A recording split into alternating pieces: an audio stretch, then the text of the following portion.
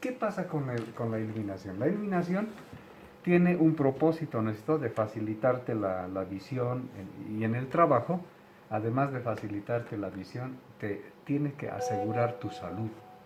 Ese es el propósito fundamental, ¿ya? Entonces, ¿qué pasa? Si un ambiente, a ver, anda a apagarle una de las luces, van a notar, ahorita luego vamos a ver el Esa mismo vez que ejercicio. ha habido cortes en ese Sí, sentido, ya. ahorita por ejemplo está iluminado, pero no es suficiente para hacer un trabajo, Mm, ¿sí? O sea, puedes caminar, ¿no? Podemos hablar, todo, ujú. pero empezaremos a hacer un trabajo en la mesa, no vamos a poder. Yo voy a intentar apretar este teclado, voy a tener dificultad. Prender.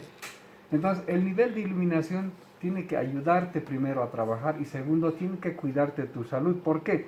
Si está bajito, te esfuerzas demasiado, pero si está demasiado, también te arruina la vista. Entonces, este instrumento ayuda a determinar ese valor. Ahora, el valor real hay en las tablas, ¿no es cierto? No sé si les he pasado la NB. Se lo voy a pasar, ¿ya? Hay unas tablas donde dice, si estás en tu casa, un nivel de iluminación general dice que debe ser 50 lux. Ese es el promedio casi para todos los ambientes. En un baño, 20, ¿no? 20, pero 50. Mm, Pero ya en un ambiente de trabajo, depende de qué trabajo haces para saber el nivel de iluminación que necesitas. Este instrumento mide directamente lo que la norma dice. Por ejemplo, lo encendemos y ahorita está en cero, ¿no es cierto? ujú. Esto es para grabar como cualquier instrumento. Y aquí hay escala: 200 lux, 2000 lux y, ¿estoy bien? 5000 lux, ¿no es cierto? Ya, ok. ¿Cómo mide? Este tiene un sensor. ¿Ya? Si se dan cuenta, apenas hemos puesto esto y ha empezado a marcar. Este lo puedes ver así, ¿no? De frente al que va a leer. Y esto tiene que estar el punto donde vas a medir. En este momento, digamos que yo quiero establecer el nivel de iluminación que hay en este escritorio, en una oficina, ¿no es cierto? ¿Dónde hago yo mi mayor esfuerzo visual en este trabajo? En la computadora. Está sobreiluminado, vamos a ver. Pero aquí es donde yo escribo, tecleamos, ¿no es cierto? Entonces vamos a poner ahí y vamos a ver cuánto es. La idea es que esto no tiene que tener sombra, ¿sí? ¿Cuánto es ahí? 200 lux. ¿Sí? Con la norma se compara eso. Ahorita está dentro de los rangos permitidos, ¿sí? ¿Qué va a pasar si le activamos la pantalla? Miren. ¿Sí?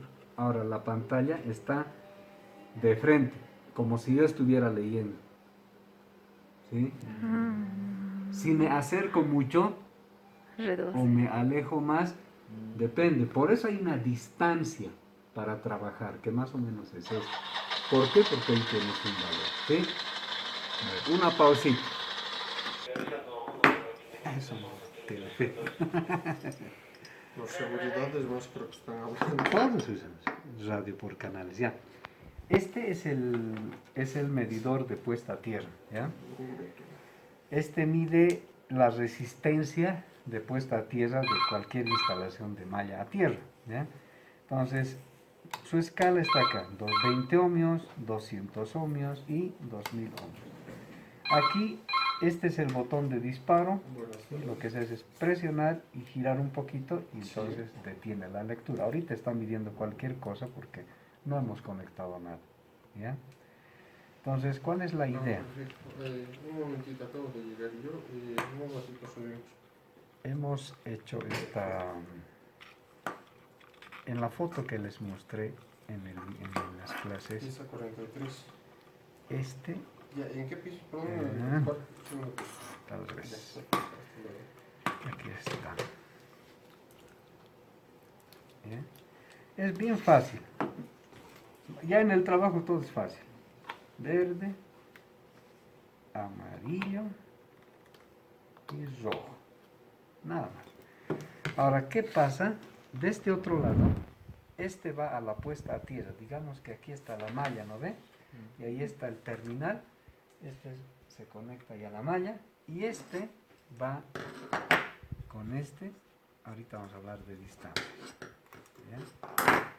Este va acá con este otro se aleja más, pues si dan cuenta tiene más cable. ¿Eh? Como tiene más cable, se aleja un poco más. ¿Sí? Vamos a suponer que esto está ahí. Así va a ponerle acá, así. Se va más allá. ¿Ya? La idea de esta medición es que esta malla, si está acá, esto esté en línea recta con esta malla. ¿Sí? Lo que no puedo hacer es esta medición, porque ahí voy a confundirle al instrumento. ¿Cuál es la idea de esto?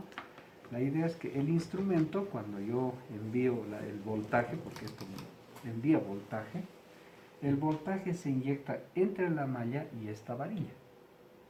Tensión, ¿no? Cuando hay tensión, ¿qué ocurre? El instrumento, bueno, en este caso la malla, mediante tierra, ¿sí? Viene por acá y circula corriente y recoge la corriente. Se la trae por acá y esa es la ley de Ohm nomás, ¿no es cierto? Entonces, ¿qué pasa? Si en el trayecto yo tengo una piedra, la piedra es aislante, entonces la corriente va a demorarse, o no va a pasar o se va a demorar en dar la vuelta, digamos. Aquí me va a salir un valor bien alto. ¿Sí? Pero si hay tierra húmeda, que es lo ideal, un pantano, entonces la corriente va a circular tan rápido que aquí va a salir un valor pequeño. ¿Por qué? Porque por esa misma ecuación de la ley de Ohm. ¿Ya? Entonces lo ideal por eso siempre es poner aquí en valores altos, porque normalmente uno mide valores altos, luego van precisando. En puestas a tierra, lo ideal es que la malla tenga 0. ¿Sí? 0. Eso nunca se van a olvidar, que tiene que tender a 0. Lo más próximo a 0 es lo que tiene que medir este instrumento. Cuando este instrumento se aleja por encima de los 10 ohmios, hay que preocuparse. ¿Por qué? Más de 10 ohmios ya es demasiada resistencia para una descarga eléctrica, para cualquier cosa. En el caso de hospitales, nosotros tenemos bastante electrónica. ¿Sí? Y la electrónica, como ustedes saben, siempre necesita disipar corrientes defectuosas. Ahí en la teoría dice las corrientes de Foucault, las corrientes de Eddy, ¿no? Ese tipo de corrientes que normalmente no se usan. En electrónica, por la forma de cómo está dispuesta la circuitería, hay cargas que no son efectivamente aprovechadas para que funcione el equipo. Por eso es que generan calor, porque cualquier circulación de corriente genera calor, por mínimo que sea. Por eso en electrónica necesitan disipador de calor. En instalaciones eléctricas no se usa un disipador de calor, pero el calor que se genera por la cantidad de corriente que hay, en los tableros se exige poner ventilador ya. Hay que enfriar eso forzosamente. Entonces hay tableros que parecen refrigeradores, ¿sí? Miden su temperatura, está exagerando el calor, digamos, de los 23 grados y empiezan a enfriar. Y hasta hay un sistema de bomba, ¿no? Tipo refrigerador, lo enfría. Pero cuando ya está muy bajo, porque también puede pasar como en Potosí, ¿no? Muy bajo, en ese caso calienta. ¿Qué utiliza? Resistores. En las puertas se colocan unos resistores, calienta y entonces lo mantiene. ¿Cuál es el propósito? El propósito es que a muy bajas temperaturas no se dañen los circuitos electrónicos y a muy alta temperatura tampoco. Entonces lo que se trata es de mantener en un valor de temperatura promedio entre los 15, 20, 25 grados, no más que eso. Porque a partir de ahí ya tenemos problemas de funcionamiento. Algunos relés pueden empezar a actuar solo porque están muy sobrecalentados, no por la corriente, sino por el ambiente. ¿Sí? Por eso es que sistemas como el, ¿qué se llama esto?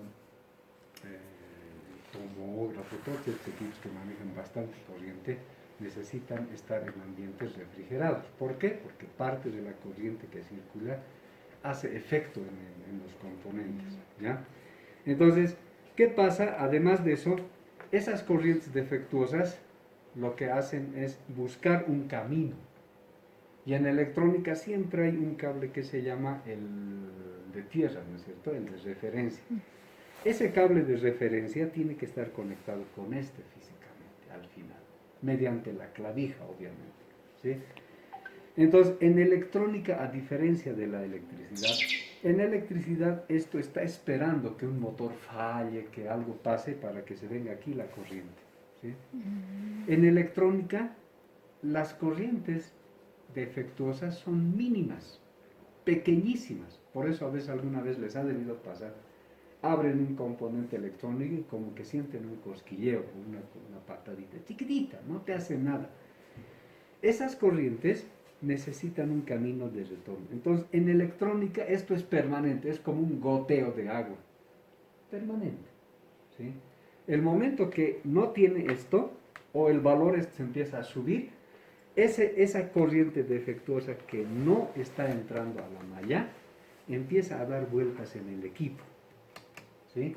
Y cuando empieza a dar vueltas en el equipo, esas corrientes, ¿qué provocan? Primero, calor. Segundo, empiezan a dañarte los componentes más sensibles, ¿sí? ¿Cuáles son estos componentes que inmediatamente se van a dañar? Condensadores, los transistores fundamentalmente, porque esos necesitan, ¿no es cierto? El condensador necesita botar todo, entonces como no puede, se sobrecarga. Y los transistores igual necesitan botarse, ¿cierto? Como no pueden, se sobrecalientan y empiezan a fallar. Eso puede pasar en los componentes, pero ¿qué pasa en el equipo? ¿Sí? En un equipo puede pasar que se cuelga, ¿sí? O sea, se cuelga. Muchas de las colgadas que nosotros tenemos aquí se deben a eso, ¿sí? Por esas corrientes Sí, por esas defectuosas. corrientes. ¿Qué hacemos? Lo apagamos y en lo que están haciendo otra cosa. Dependerá entonces de qué tan mal está esto, ¿sí? Entonces, esas corrientes cuando lo apagas ya no se generan, entonces las que quedan como basura, como que empiezan a chorrearse y empiezan a salir y tratan de llegar aquí. En lo que salen del equipo, ya no es problema del equipo, prendes y te vuelve a dar, ¿sí? Ese es uno de los problemas bien recurrentes. Ahora, después se puede deber a otras cosas, ¿no? Ya cuando no es problema de eso, ya otros problemas asociados al funcionamiento.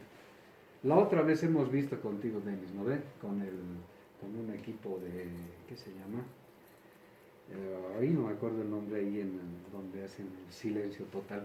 Al diómetro. Audiómetro, ¿no ve? Ese audiómetro, por ejemplo, tenía, en parte su problema era ese, ¿sí? No tenía su punto a tierra estable, entonces no hacía un buen funcionamiento. Pero cuando ya descarga, otro problema está asociado al funcionamiento interno, ya ves, ese es otro problema, que su programa, que el repuesto, que el cable está roto, ese tipo de problemas ya podemos ver. Pero fundamentalmente yo he notado en todo lo que he estado viendo hasta ahora, muchos de los equipos, ¿en dónde? En imagenología, en laboratorio y hasta en quirófanos, los problemas están asociados a un mal camino que tienen las corrientes de fuga y de falla, ¿sí? Están asociados a eso. Si usted se va, ¿dónde estaba esta mañana? ¿Dónde estaba? Porque igualito ha empezado a patear, como decimos. Estaba en la autoclave, es una, y luego hay otro lugar más donde